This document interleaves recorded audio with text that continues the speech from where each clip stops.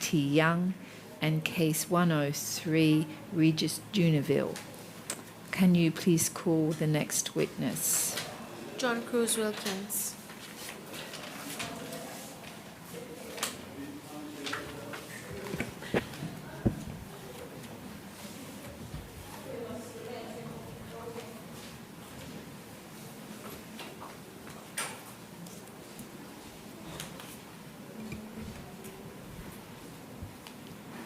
Are they ready?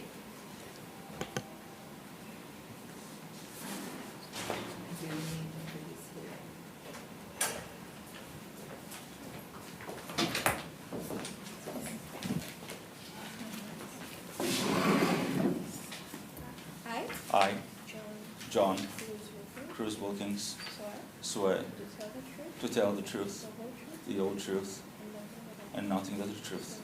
So help me God. Thank you very much, Mr. Cruz Wilkins. Welcome back. Nice to see you again. So today, I think we're going to do that part of your complaint that relates to the treasure hunt. And you're happy to do that in public session. Yes, I was going to do it in closed sessions, but a lot of people have been asking me they want to know to do it in open session. Yeah. But like I told you before I came in, the other letter, I will be doing that in closed session later on, some other day. Yeah, we will reschedule that for you, yes. So I will be handling the part which was dealt with in the letter to the President on the 6th June of 2017 to Mr. Danifo, the President of the Seychelles. Okay, great. So we will hand over to you. I know there's a lot of interest in treasure hunting for it, right? It's a long story, ma'am. Yes, it's fine, thank you. And the documents that you had brought in today, are they relevant to this aspect? Or? I gave 2 files. Yes, One was, I promised you the last time that I got the exactly. Newling Ward papers, and there's about 5 or 6 batches that I brought in, I photocopied. Great. And there is one batch also dealing with the correspondence between Newling Ward and the British government, the government of Maggie Thatcher. And you will find names like Lord Carrington, Michael Heseltine, all these famous British politicians. And the interaction between the Seychelles government and the British government, and how they saw an acquisition in the Seychelles and all that. That'll be very interesting. It makes for absorbing reading. Very fascinating. Yeah, thank you. So if you look at the file, if you have the file, you will see a batch of correspondence, Cruz Wilkins, Newling Ward, and the lawyers Valabji and Shah of Mr. Ward. And then there's a second batch in it, correspondence between Newling Ward and the Seychelles government.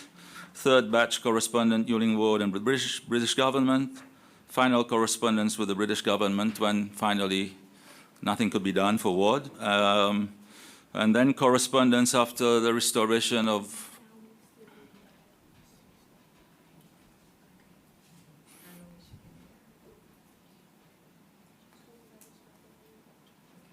So we don't have the copies yet of the documents. But I don't need them, so, Okay, so I'm just telling you what's great. in it. The final batch is correspondence from 1993 after the restoration of multi-party democracy.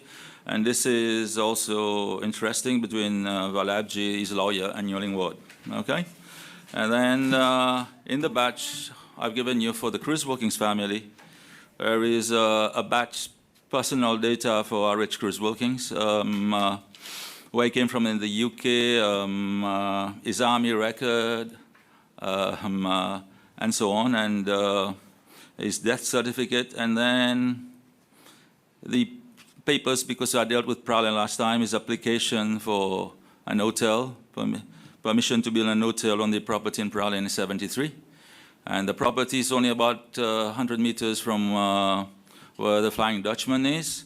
The application was turned down, and one of the factors was that they had already given another hotel in the area permission to build. This is what we understood. And then there is a document of the repertoire of all agreements dealing with the Cruz Wilkins family, agreements of 1949 with the government, agreement of 1962 with the Dyer family, agreements contract with the government, with Governor Addis. So all of these different agreements are there. So you can see there was a legal background to the treasure hunt, contrary to what we were told later on. And another batch with 1949, just to give you an idea of all the newspaper reports that went out in different newspapers in the UK, all being reported by Reuters news agency. Okay, and I gave you snapshots because there's a lot of articles of the different articles that appeared. Like, for example, even people like Ian Fleming, who came out here to interview my father in 1958, I think it was, and it was reported about the articles that he wrote in the UK. I think he came out on behalf of the Daily Mail or something. And it was reported also in Le Seychellois. Another one is the 1968 article in a Swedish newspaper, Caller. The gentleman was one of the guys with the, when you had Ethiopia, the Band-Aid or whatever it was called, he was one of the organizers of that. He became a very important person afterwards. Not Bob Geldof, no? No, not Bob Geldof, but he worked with Bob Geldof, this chap. And then I have other Seychelles Bulletin papers that I've given you copies of, telling about what was done with the article I told you, the article that appeared in the Daily Telegraph.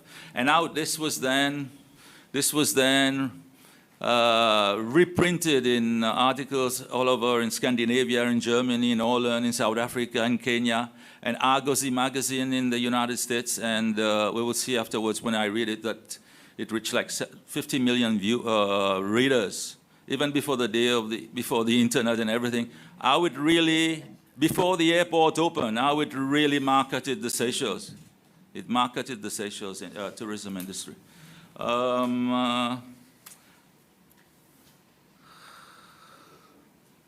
And agreement with Etchler, the German guy who got the contract with government in 1984, and the Daily Telegraph article that appeared about this, and also the site, the plan of the sites, the treasure sites, and other articles there. So, but I will start now with the with this letter to the President of Tuesday, 6 June 2017, concerning the Cruise-Wilkins expedition, 1977 to 1987. So I wrote, further to the copies of correspondence sent to you on Wednesday, 19th April 2017, I'm still waiting for the response of government because they never replied to any letters. MLUH, even State House, both of these letters, they never responded. May I remind you of a particular period of history of the treasure hunt in Bellon. In 1980, government frustrated the sale of land to Austrian acquisition and then used the acquisition as a tool to interfere in the activities of the expedition on the Cruise-Wilkins treasure site. In 1982, I had a meeting with Mr. George Payet. Even though in the letter I wrote, I simplified it. It was the principals. Then he was not yet. It was the CEO of Seychelles Housing Development Corporation, SHDC. Later on, he became the PS. He told me, talk to us of any treasure site in Seychelles except the treasure site in Bellon. He stated that with the acquisition, the Cruise-Wilkins expedition had lost all its rights to the treasure hunt and the site. We were ordered to stop all activities on site because we were still maintaining the pumps, repairing the sheds, bringing journalists around and all that. To shut down the expedition, or else we would have to face certain consequences, by which we understood it was legal consequences. At the time, we wondered what was behind government's action. Sometimes later, we learned that government was secretly negotiating with a German treasure hunter. If I remember correctly, it was in 1985. In fact, I checked the documents, his contract, it was 1984, in fact, instead of 89. That I received a phone call from someone acting on behalf of this German who requested a meeting with me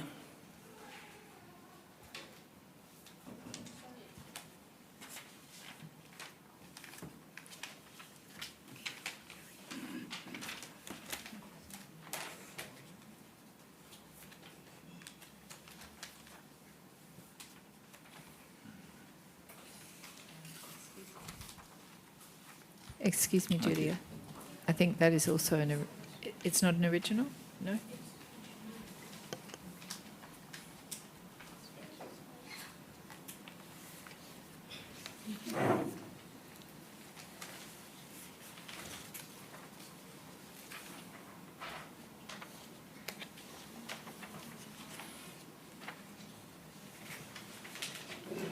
Okay, so I will keep on. If I remember correctly, it was in 1984 that I received a phone call from someone acting on behalf of this German, who requested a meeting with me at a tourism establishment further down the coast of Bellum. The German's name was Etchler, and it turned out that he did not want a meeting, but a confrontation. I was informed by him that the government was about to grant him a license to prospect the Cruz Wilkins excavation site. He called it this way because that's how it was known to the international media in those days, and that he did not want any interference from the Cruz Wilkins family. I was then threatened by him with these words: "I know that if necessary, your government can oppress you and your family." By then it was clear why Mr. Payet did not want to talk to us. Government had literally taken over the treasure hunt, and it was about to grant a license to another prospector by means of legal force. Now, before I go on with this letter, I would like to read something from there was a documentary that was made in '76 on the treasure hunt by a British company called Camera Alive Limited. And I gave you a copy, and on page, from page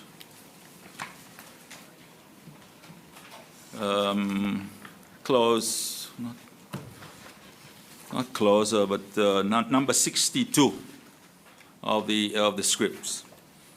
Okay, you will find it. It's Camera Live Limited. Okay, and I will read. The PUP leader is interviewed, but actually is the minister Philibert Loiseau of this PUP, and.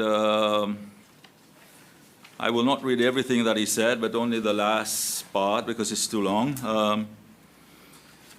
He said, "Every now and again, you know, Cruz Wilkins goes checking that the pumps are working, but there's nothing to be done at present." And the sentence is ambiguous. It could mean that there was nothing we were doing, or there's nothing that they could do because they were not in power. Maybe he's trying to raise money from somewhere, but I don't think people are any more interested. It's been going on for too long, 26 years. And my father wrote in his own words, in red ink, a response to Mr. Loiseau: "Dirty and full of political nonsense, apart from being quite untrue. Also, this brings up the point, the defamation of my own character, which brings to mind the old Chinese proverb, what the superior man seeks is within himself. What the mean man seeks is within others. And he says there's nothing to be done at present, meaning they are out to steal my work, which means the treasure." So my father had foresight about what was going to happen, even in 1976. And in fact, Mankan had sent out Joubert, his minister, to warn my father that all his activities on the treasure site were being monitored by Mr. Rennie. All reports were being sent to Mr. Rennie. And they were even getting information from one or two of the laborers. So this deals with this. And at the same time, around the same time after, just before the acquisition of the land,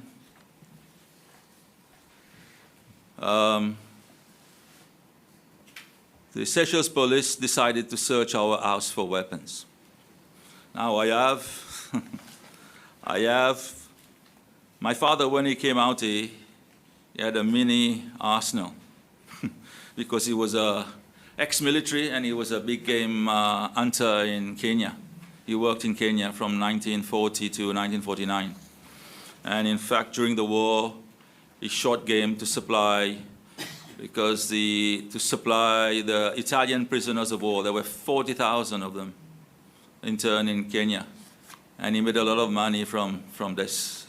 And then after the war, he set up a transport company, transporting agricultural products around the whole of Eastern Africa.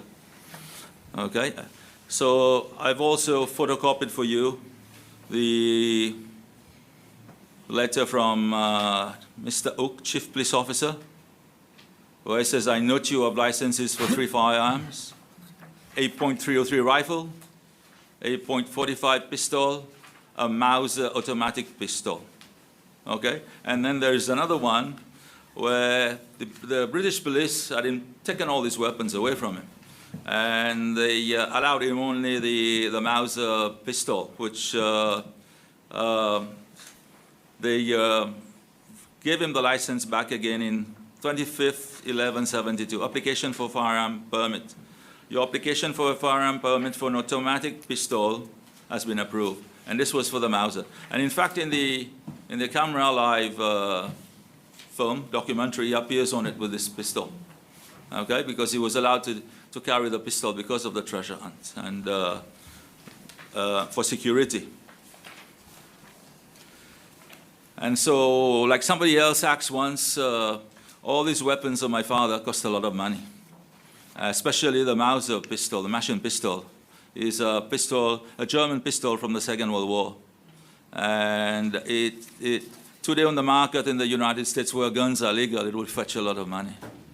So I'd like to know what will be the policy of government about compensation for firearms that they took. A lot of weapons were taken from a lot of Sechua.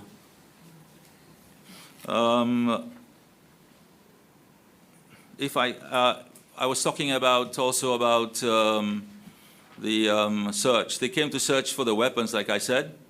When my father died, it was 40 days before the coup d'etat, and a week later, Stone sent the CID officers and police from Beauvalon to come and collect the weapon, the Mauser machine pistol. But when they came a couple of years after the coup, they came searching. If they had checked their records, they would have seen all the weapons had been collected. And they came, and it was, I can name the police officer in charge of the search. It was Superintendent Inar, and the man actually in charge of the search beneath it was Sergeant Bayon. And the house was surrounded by PMU or whatever, and I was at work and I got a phone call that this was going on. They ransacked the house, and they found a couple of bullets that had been left we had not seen. My mother had to fill out a form, and the family was terrified and terrorized, really. So this was followed then now with the, like I said, with the acquisition and the rest that happened. Now, in May 1987, the lawyer who in 1949, his name was Mervyn Morgan, had come to Seychelles to draft the legal documents of the expedition, arrived here once more to assess the legal situation of the expedition. The conclusion reached was that it was purely and simply legal theft on the part of the government, for the expedition was a legal operation that had been officially recognized by previous governments. Like I said before, there was an agreement in 1949 between government, the Savvy family who owned the property, and the Dyer family who owned another property next door to them. And on the other side of on the right, if you face the sea to the north, you have in the middle you will have the Savvy property, which then became the Newlingwood property later on when it was bought by the Newlingwood family.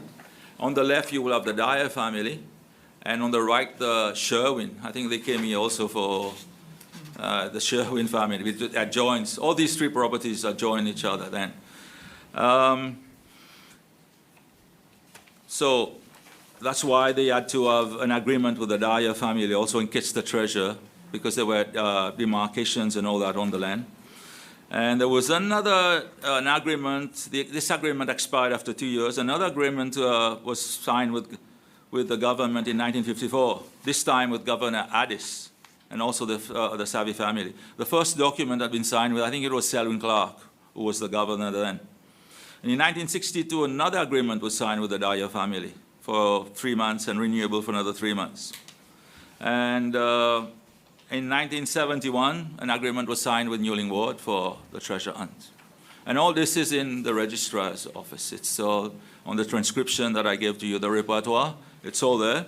I forgot to put a copy of the Newling Ward, I can get it for you, in the documents.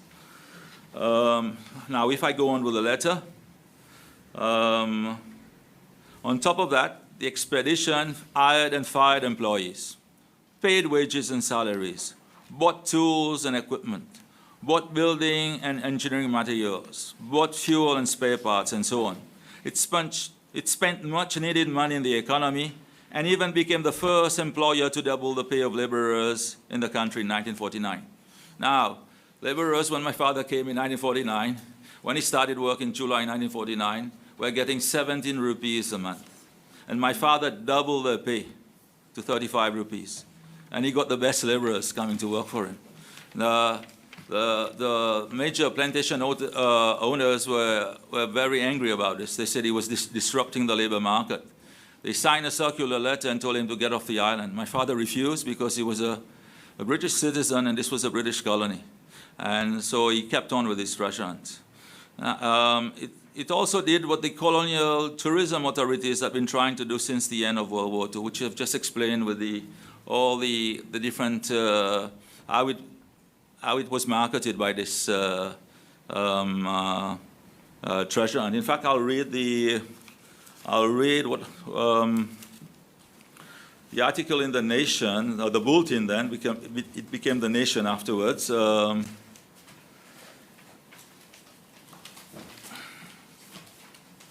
Seychelles story appears in America. 20 million Americans will read about Seychelles in an article by Lawrence Belling in the December issue of the famous magazine Argosy. Mr. Belling's story about Reginald Cruz Wilkins' search for the Labuse treasure points out the impending airport, the advent of tourism, and the opinion that Seychelles are the most beautiful islands in the world. The article, which originally appeared in the Daily Telegraph magazine in London, has also been sold to 4 Scandinavian publications, a newspaper in Holland, a South African magazine, and has recently appeared in the Daily Nation in Kenya. Sales to Italy, Canada, and Australia are imminent. It is estimated that by April of next year, the article would have been seen by over 50 million people. So that was the marketing.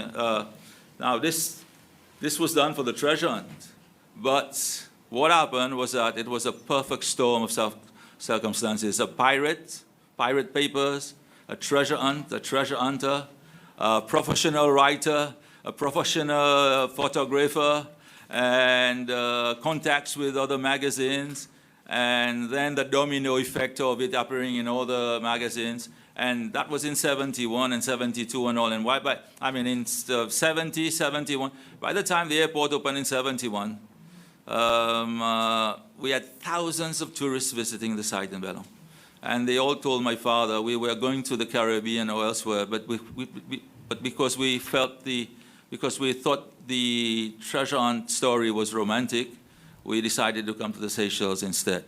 And so Seychelles got free publicity for its tourism economy. And one day Mr. Mankan was speaking on the radio and said, I put Seychelles on the tourism map of the world. And my father turned around smiling and told me, I put it on the world map for him. I did it for him. And so, because Mr. Mankan also used some of the contacts of my father with the journalists. And in fact, the Swedish guy brought Mankan around for 1 week. The guy who wrote the article that I told you about, Poulsen. Now, to keep on with the letter, as the new landowner, government was already entitled to 50% of the treasure, because this is the civil code, the clause in the article in the civil code. In fact, they just discussed it last week in the assembly when they were working on the civil code. As the previous landowners had been, if government had wanted to be a partner in the prospection, it should have invested like any other investor. It should have bought into the treasure hunt, as they say, and not use questionable means to take over a legal operation to recover buried pirate treasure. If it had wanted to take over, it should have shown goodwill, just like in the takeover of any business unit, even of the simplest sort. And a lot of French journalists who visit the site, speak to me when I explain to them the setup my father had. He says, oh, but this is, in French law, in France, this is what we call an informal company. Okay, so that's possible. But now, what was the financial cost to the expedition? It lost thousands of pounds sterling in abandoned equipment, like Lister engines and all that on site. A lot of them can still be seen on site today. Mr. Kiyu has been there, has seen it. You've seen it, or you visited the site. And professionals in different fields estimate that today it will cost around 1 million rupees. Now it's more like 2 million, 3 million now, because this estimation was done before the devaluation of the rupee in 2008, to build the walling and other structures on site. Tens of millions of rupees to carry out the treasure hunt that was undertaken between 1949 and 1977. And there are various estimates. Some people have put it as high as 35 million. I don't know. Different factors have been used. Even the World Bank average inflation rate and all that. So then the request I made to the President, so based on the above history, may I please request that as far as it is practicably possible, that your government reverse the decisions of 1980 to 1982, and that it does what is right in this situation by restoring justice to it. And therefore, it will be much appreciated if government considers restoring the rights of the expedition to the treasure hunt, to the treasure site, as well as restoring the rights of the Cruz Wilkins family in this and other matters. Now, a couple of months later, I met a member, came up and talked to me, a member of the National Assembly, a US member. I won't mention the name. And he said to me, I think your family deserves compensation. I said, why do you say that? I said, have you seen my papers? He said, yes. And I said, but if he said our case is authentic, genuine. But I said, if this is the case, why has not government done anything about it? He says, to tell you frankly or sincerely, I think they don't know how to handle your case. This is what this member of the Assembly on the government side told me a few months ago. So, I don't know if I've handled everything. Yes, one other thing. All these, the rights to the treasure hunt, even though the PS was telling me, you've lost all the rights. Actually, in my father's will, in 1967, the rights to the treasure hunt are given in clause, you've got it there, I've given it to you, in clause 6, clause 8, and clause 12. And this is registered, all about the rights to the treasure hunt. And also, I will explain as wills. Let me get the paper.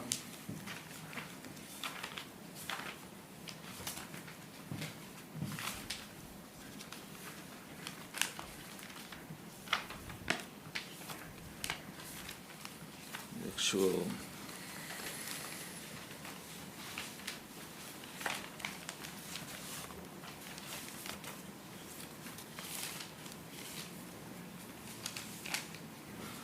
Okay, this is a letter of, the will could not be proved in the Seychelles court because Vallabhji actually wrote to my father's lawyers after his death.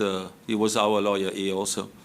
Says, under our law, wills are not proved at the Supreme Court in Seychelles. There is no probate or letters of administration. So this had to be done in Kenya. And by 2nd June 1981, this had been done. And we received a letter from the lawyers, Hamilton, Harrison, and Matthews. We are pleased to inform you that we have now obtained the grant of letters of administration with the will annex, a certified copy of which is sent herewith. So the will was actually had to be proven in a court in Kenya, okay, because of the legal setup here.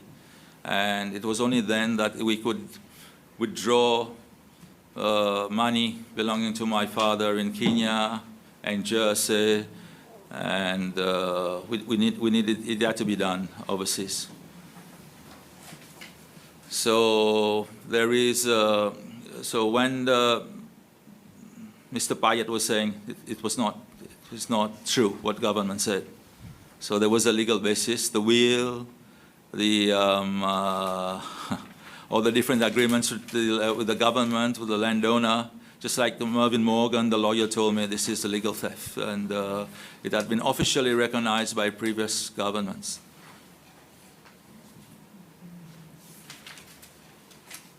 So, ma'am, I'll stop here for today.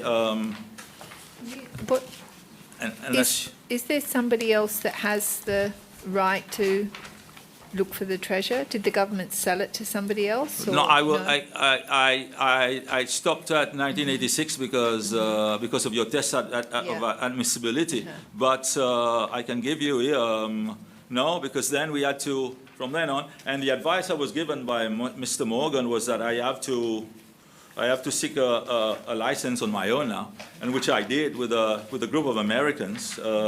That's what we did. And I have it, and I'll tell you, the first agreement of '84 was with Etchler. Then I had partnership with an American in '88 for 2 years. Then we were stopped because there were some guys on a mountain overlooking Belhomme at Mordor, Maocochon, who said they had found markings, they had found inkpot or whatever, you know about it, Mr. Kiyu. The papers led them down to Belhomme, and they came. They got a permission by government, excavated on the boundary line between the government property and the Dyer property. Okay, and they were given it for 3 months and renewed, and then for 10 weeks, making a total of 8 months and 2 weeks. And when they had finished, we came back in for another 2 years. But then I had a problem with the Americans. We had a disagreement. And we broke up the partnership. And he went in and he got 2 years, renewed for 1 year, then a further year, making a total of, I'll give you this afterwards, a total of 4 years. And later on, in April 2000, I was given only 1 year, renewed for 1 year, extended for 11 weeks, making a total of 2 years and 11 weeks. Then the Americans came back in again with another company for 2 years in 2002. And in March 2007, I was given 2 years and renewed for 2 years by government. In January 2012, the Americans were supposedly given a 3 year with a right automatically to renew for the 2 years. But they did a couple of months and they left. They never returned. And I was given a draft agreement, which I will speak about when I come now, the next session, and the current situation. Mm-hmm. So it has been a long time looking for this treasure. Yes. Are you sure there's any treasure? It seems a long time to look for treasure. Well, do you want me to tell you? Because I don't know. You want me to tell you something about the treasure? Yes. What this is all about? Yeah. Okay, so my father came out here in 1949 on a holiday. And the cleaning lady that cleaned out the bungalow invited him over to her husband, Captain Goldvog, who was a Norwegian skipper, ex-Norwegian skipper. He had one leg, just like a character out of a pirate movie, a wooden leg. And every night when he came over, this guy was working on something. Later on, it turned out it was a cryptogram. And then he invited him to meet Mrs. Savvy. And where my father was staying was where the Savoy Hotel is now. And Mrs. Savvy was staying where, not in Belhomme anymore, where the Coral Strand was, somewhere there. And he was introduced to Mrs. Savvy. And in those days, people had their coffin made when they were old, in case they died. And Mrs. Savvy had a maid go and open the coffin, and there was the documents that she had. And she got my father interested. To him, it was just a joke. All this was a joke. He was not interested. But she got him interested. He found some demarcations further, and he bought the documents for 400 rupees, which was quite a sum of money when you think a laborer was getting 17 rupees in Seychelles then. And he went back to Kenya. He was ill when he was ill, but he went back to Kenya. In those days, you could only get a BI every three. And there was ships like Karanja, Kampala, and all that every 3 months, and it linked Mombasa through Seychelles with Mumbai, and so you had almost nothing to do except from the sea and fishing and all that. So he went back to Kenya. Sometimes took about 18 months, and a bunch of documents. He managed to break them down, get a working interpretation. But there were different aspects of it. The only way you would know will be actually working the site. And he came back and he did that because, and all the documents were talking about a certain woman in the water. And after 2-3 years, he found the woman, which he presumed was Andromeda. Okay? Now, the Savi family, the Savi family were connected to the National family through marriage. And how did the papers come into the possession of Mrs. Savi? And it seems that she got the documents from the national relatives of theirs, because one of her daughters had married into the national family, and he was a notary. And they discovered, when she discovered the site, demarcations on the site in 1923, they also, searching their papers, found the pirate papers. And there had been a lot of treasure hunt in Mauritius, and Bitin Argent de l'État is well known. The treasure of Bitin Argent de l'État is well known. The bishop is shaking his head because he knows about it in Mauritius. And these documents, Bitin was also a pirate. But the papers of Olivier Levasseur, the pirate whose treasure we're searching for, got, I don't know, mixed up with the papers of Bitin. And all the papers were together. And in some papers, Bitin talked about 4 treasures at one point. One in Rodriguez Island, one in Mauritius, one on the coast of Mozambique, one in the Seychelles. And all the marks had the markings BN by coincidence, which was his name. But he was searching for the treasure that had belonged to a group of the Pirate Brotherhood. It was not Bitin who had placed the treasures. It was the treasures of the Pirate Brotherhood. It seems that even the pirates, the later pirates, were searching for the treasure of the Pirate Brotherhood that they knew. Several treasures had been buried around the Indian Ocean. And even the French corsairs afterwards tried to do that. And so, anyhow, it's a long story. Finally, it came... But you're confident? Yes, we are. You will find treasure? Yes. And what do you think? What sort of treasure? Will it be gold coins or...? Well, what we have on the records, it's the famous, well, we don't know if this exists, the famous cross of Goa, which was a solid gold cross with precious stones encrusted on it, like diamonds, sapphires, rubies. And in fact, they say this is, if it exists, if it's found, it took 3 strong men to carry. If it's found, it will be even priceless. Even though they were saying the treasure is around 100 million pounds, it might be priceless, they say, if it does exist. And each pirate in the group, the lowest pirate had 42 diamonds as his share and 5,000 gold coins. So it was a vast treasure. And in fact, one historian described it as an answer to a pirate's prayer.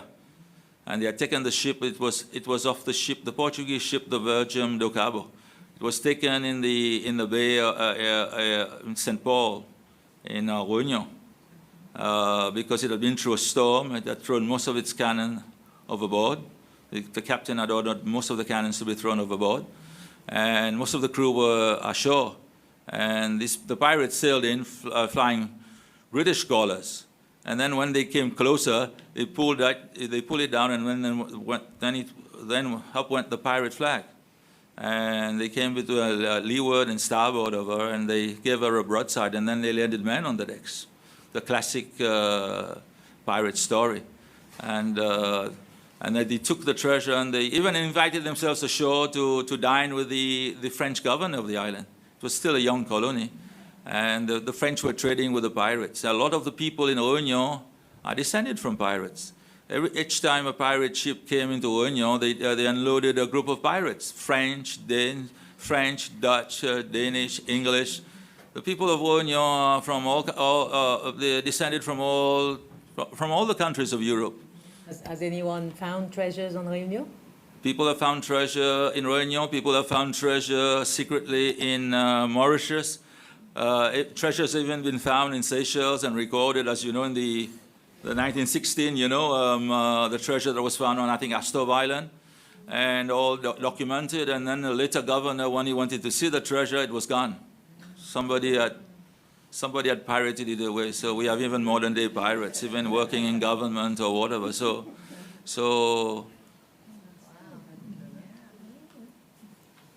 But basically, this is how the treasure hunt came about. And so in the case of my father, he thought I'll spend a few, maybe up to £2,000 and have a go at this. But then, like they said, the gold bug beat him, and he stayed, except for a couple of trips back to Kenya. Because when he ran out of money in the late 1950s, he financed this all by himself. He went back to Kenya and he gave lectures and he raised funds. A lot of people, because the stock market in Kenya was bullish, it was there's a lot of money being made, and the people put in money to see. I mean, they shared the cost of it, and for a part of the treasure if it was found. But then, of course, after Kenya got independence, all the Brits had left, and there was no further funding from Kenya. And the funding that came was from the UK when the airport opened, some funding from the UK. Because the treasure hunt in the end was never properly funded. The kind of money that was needed to do the engineering operation that it needs to be done. Costain was asking £40,000. They had all the equipment, they could do the operation, but they wanted £40,000 to do it.